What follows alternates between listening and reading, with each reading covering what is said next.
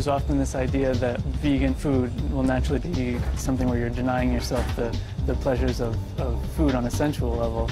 And so it's always been really interesting to me to be able to show people how wrong that is, and that we can do things with texture and flavor and senses that the pleasures of eating food, you still get all that with vegan food for sure.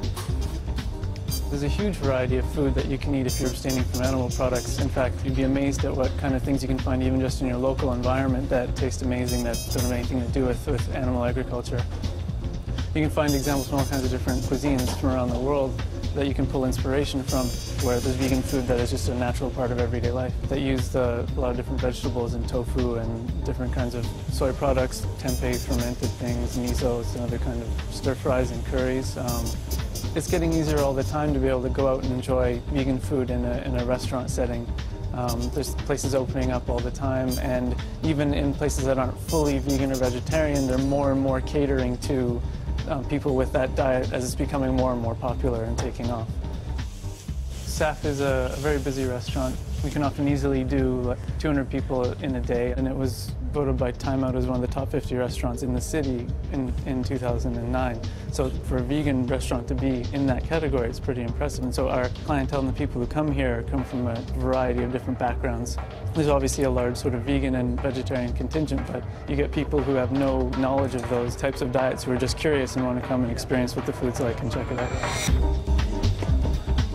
I don't consider it more difficult in terms of creating really good food on the plate. It's fundamentally not different in that sense from meat-based food. You do find, though, across in a vegan restaurant, the chefs themselves are often much more engaged and passionate with what they're doing because the way in which they got to that place involved their own personal beliefs and philosophies more so than in a traditional kitchen. Fatih came here from Munich just before I arrived here. As a head chef, obviously, you know, he's got a lot of things to take care of, but he is open to discussing what's being done and how can we make it better. I started work in SAF about 4 years ago, and after that I decided to be vegan, and I give up everything in one night. And I feel the difference between the old days and now. So I'm much more healthy, and I don't need to go back to eat this kind of animal products anymore. So actually SAF changed my lifestyle. People love our foods, and they always keep asking to open the second one. We have lots of vegan and organic wine, so if you have a good baked tofu, you can get nice red wine. Normally, if you're making risotto, you have to use some chicken stock, veal stock, or beef stock, whatever, but I just use some mushroom stock or vegetable stock. I think it's the most popular dish in restaurant now. Lots of Italian people is coming back after that experience. They say it's beautiful risotto, delicious risotto. So I'm happy with that. Working in a vegan restaurant as a chef at the level we're trying to work at is really exciting because there's the sense that we're trying to push the boundaries and do things that haven't been done before and sort of be at a level that's respected as just restaurant and just food, and then people will come here and just enjoy an amazing meal, and then on top of which it's entirely plant-based. And we get a lot of good feedback, and a lot of people are really excited about the meals that they had. And so it's sort of rewarding to be able to have that impact and be able to show people what's possible.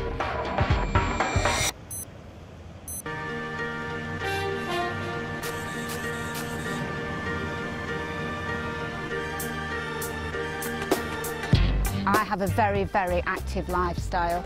I'm a retained firefighter. I'm on call 24 hours a day, 7 days a week. I always have to be armed and ready to go at all times, as well as my training. And I can honestly say that I never feel inadequately catered for on a vegan diet. I started running predominantly to raise funds for animal charities, and I started to win races, and I decided that the ultimate goal would be to run a marathon. I entered my first marathon in 2000 and I won it. And from there I just decided that this was the way forward to help more animals and to promote vegan diet. Training for a marathon is not just about going out and running endless miles. It's about doing speed work, it's about doing a lot of endurance work and coupling the two together. So you've got to be fast, but you've got to be fast over a long distance. So I personally, and everybody's different, train between about 80 and 100 miles a week. I have complete 100% faith that my diet will give me everything that my body needs to perform well. I certainly don't look at meat eaters and think I could perform any better if I ate meat. I've run 22 marathons and I always produce a good run, no matter what. When I'm at a race, people are quite surprised that I can do what I do on a vegan diet, and they say, why are you vegan? And I would say to them, well, why aren't you? Because after all, I've just beaten you. So perhaps if you try my diet, you might be up there winning races too. And on one particular occasion, the person that presented me the award was the Lady Mayoress, and she actually said that her daughter had been wanting to go vegetarian for quite a few months. When my mum was able to tell her that I'd been vegetarian since tiny and vegan since a teenager, she was really overjoyed that there was a role model there that she could use. That's a bigger achievement for me, because that's somebody growing up, and then she's the future, and veganism is the future. No alcohol, no weed, no cigarettes, no ease, no milk, no cheese, no eggs, no meat, just meditation and peace, red lentils, chickpeas, good workout, good sleep, more sunshine, light breeze.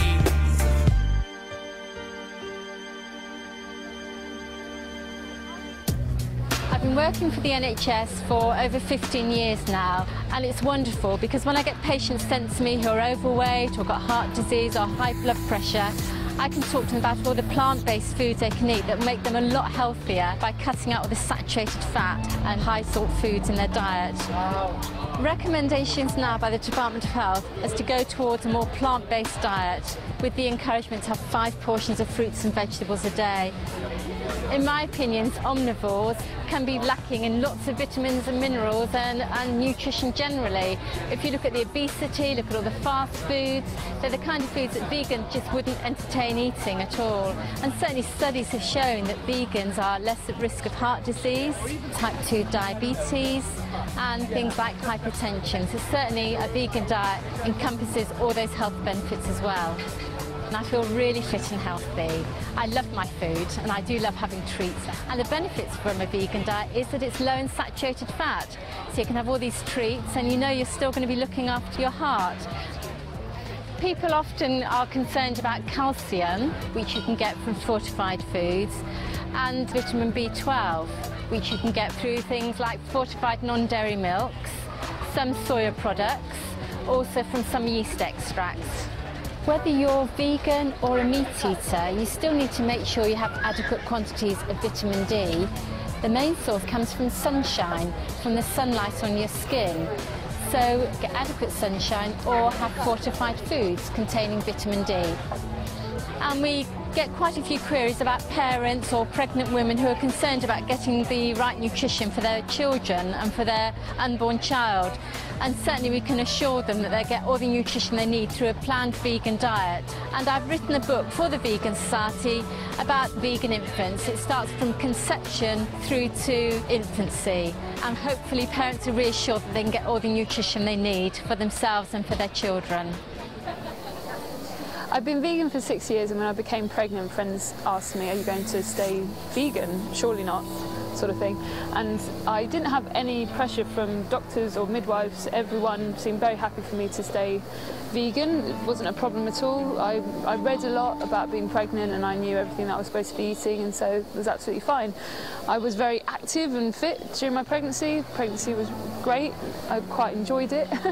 And she was 9 pound 3 when she was born, so she was a pretty big baby. Without any dairy or meat, you know, I managed to produce a very beautiful, healthy baby, and everything's been great. I've felt very healthy and strong and fit since I've had her. Breastfeeding hasn't been easy. It's made me respect other animals' milk even more and made me feel strongly that I don't want to ingest any other animal's milk, because their milk is meant for their babies, just as my milk is meant for my baby, and it just seems completely wrong that adults of other species should be drinking milk that's not for them. I've been very lucky. I think she's a very happy baby. She's not had colic or any digestive problems, and some people have told me anecdotally they think that's because of my diet, that I'm not eating anything which upsets her digestive system. So I would really advocate staying vegan and being confident about being vegan, because I do believe it's the best thing for your baby as well as for you. Thank you. Okay, thanks a lot. Bye.